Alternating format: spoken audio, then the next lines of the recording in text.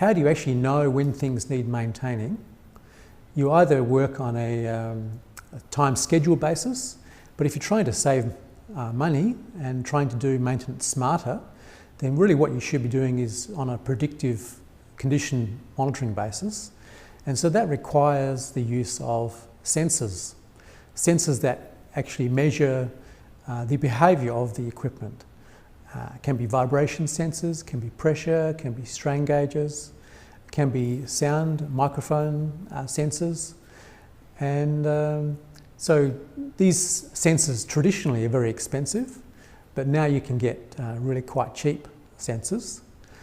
And as far as the Internet of Things goes, what you really want to do is to have those sensors embedded in the equipment with its own power supply or battery supply or renewable energy harvesting supply, and then have some means of digitising that signature, whether it's pressure or strain or accelerometer, acceleration, and then to be able to communicate that sensor information to the web, or that's really where the Internet of Things comes in. So I have here an example of a sensor that we put together more than 15 years ago, and this was designed to fit onto large rotating equipment, and it has inbuilt in there a MEMS transducer which measures the acceleration, and also has a thermometer to measure the temperature of the device. So when we developed this, we realised that the concept really would be to embed these into remote machines, and often in places that are not very accessible. So you really don't want to have these battery powered and then every 3 months have to actually replace the batteries. So that brought us into the top research topic of energy harvesting, and there are many different types of energy we can extract from the environment. For example, solar or wind energy. But we've been working, because we're looking at vibration, we've been working on energy harvesting from the vibration environment, and there are different techniques for extracting energy, but we've been looking particularly at the piezoelectric energy harvesting.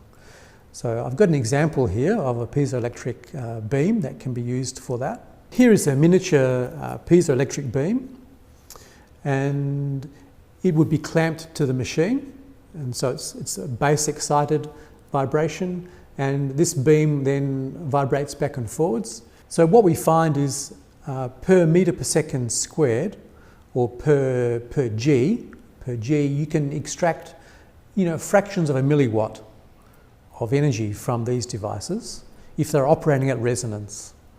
Now, a fraction of a milliwatt might not sound very much, but actually because it's generating power continuously, over the days, weeks and months, you accumulate a lot of energy.